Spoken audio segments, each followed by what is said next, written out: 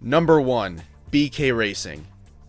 In 2012, Burger King franchise owner Ron Devine and a handful of investors purchased the assets of the failed Red Bull racing team and founded BK Racing.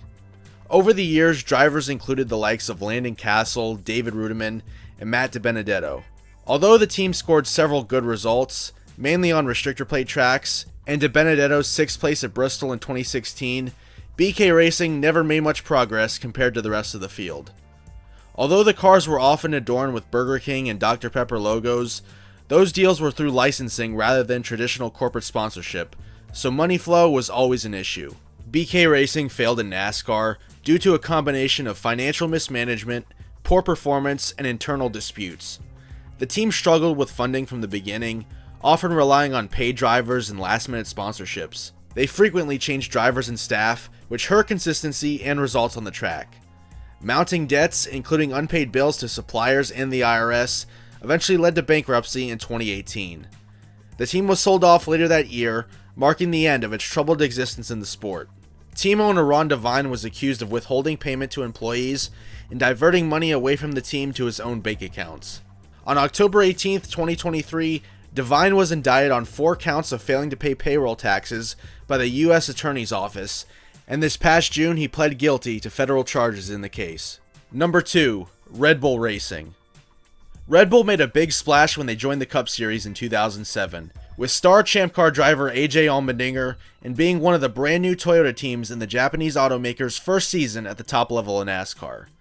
However, it was a total struggle, with Allmendinger and teammate Brian Vickers, who Red Bull had hired away from Hendrick Motorsports, struggling to qualify for races and being buried in the points. Although the team started to turn a corner when NASCAR moved to the car of tomorrow full-time, they were never a serious title challenger at any point. However, they are the only team on this list that actually won a Cup Series race.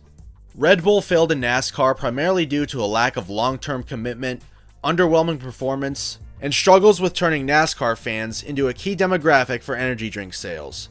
Despite significant investment, the team struggled to consistently compete with top-tier teams after entering in 2007. Cultural differences between Red Bull's European-based motorsport approach and the NASCAR ecosystem also contributed to operational difficulties. By 2011, after only 2 wins, one with Brian Vickers in 2009 at Michigan and Casey Kane at Phoenix in their penultimate race, and seeing limited success, Red Bull pulled out, choosing to refocus on Formula 1, where they have had far greater success. Number 3. Swan Racing. Swan Racing was an overly ambitious team that was formed in 2013 when Swan Energy CEO Brandon Davis bought out the 30 team of Inception Motorsports and driver David Stremme. While Stremme did not exactly light the world on fire, he was a steady pair of hands and brought home 4 top 20 finishes in the first 2/3 of the 2013 season. However, it was after race 26 at Richmond that Stremme was dumped from the team in favor of Parker Kligerman and Cole Witt. For 2014, the team expanded to 2 cars and kept Kligerman and Witt, both rookies, as their drivers. The added entry doubled costs, personnel, and logistical complexity, and the anticipated funding failed to materialize. These factors were only compounded when Kligerman and Witt totaled several chassis in the first portion of the season, leading to the team shutting down and selling off their assets on April 17, 2014. Swan Racing bit off more than they could chew, and the cash flow never improved enough to the point where they could stay in business. Number 4. The Money Team. In 2019, it was rumored that Floyd Mayweather Jr. was looking to start his own NASCAR team. Although the events of 2020 put those plans on hold, the Money Team Racing qualified for the 2022 Daytona 500 with Kaz Grala. The team is technically still operational, running the Daytona 500 and the road courses. But in 2024, the team was sold off to new investors and renamed Team Amerivet. So far in 2025, they have run the Clash at Bowman Gray and the Spring Martinsville race with Burt Myers. It seems as though Mayweather did not have much involvement in the team from the jump, only being roped in tangentially to try to sell sponsorship, which never materialized. We'll see how far the new investment group can take this team. Number 5. Mayfield Motorsports. In 2009, veteran driver Jeremy Mayfield failed to find a ride, and thus started his own team, Mayfield Motorsports. Outside of the top 35 in owners' points, he was able to qualify for 5 races that season before famously failing a drug test, which launched one of the most famous scandals in NASCAR history. Mayfield claimed his innocence, but NASCAR said otherwise. The team was effectively over at that point, with all employees sent off to find new jobs. Regardless of the truth, we'll never get to see how far Mayfield Motorsports could have gone if it had been able to continue. Number 6. BAM Racing. BAM Racing was owned by Beth Ann and Tony Morgenthau and began competing in the Winston Cup Series in 2001. The team struggled through 2001 and 2002 before signing veteran driver Ken Schrader for 2003. Schrader's presence turned the team around, and despite some DNQs in 2003, BAM Racing became a legit Cup Series team with him behind the wheel. From 2003 to 2005, Schrader scored 6 top 10s, and top 20s weren't all that rare.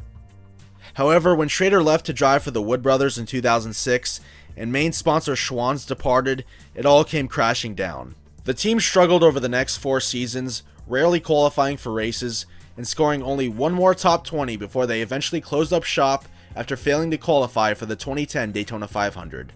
Number 7. Extreme Motorsport. John Cohen is a nightclub entrepreneur from New Jersey who began fielding teams in the Cup Series in 2012 under the name Extreme Motorsport.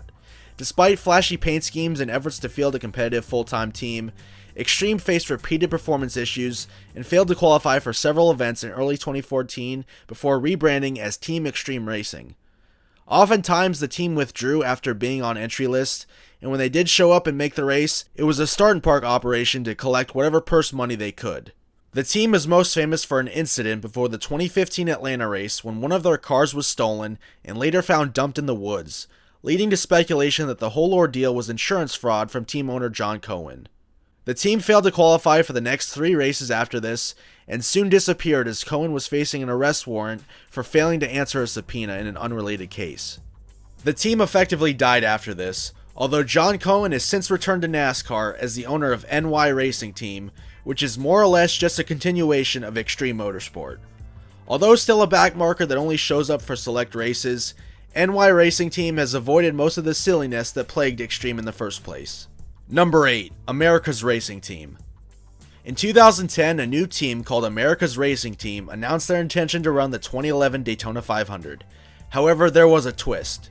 The group behind the effort stated that the team would be fan-owned, as they planned to sell off quote-unquote shares in the team in a fundraising effort. Of course, this never really passed the smell test, as there was no company or shares, just a proposal. The so-called shares went for as high as $2,000, and when Speed Weeks 2011 came around, the American flag-themed 76 car was nowhere to be found. America's Racing Team was the race team equivalent of vaporware, and NASCAR fans were at least smart enough to avoid getting duped by an obvious scam. Thank you for watching, and I hope to see you in the next video.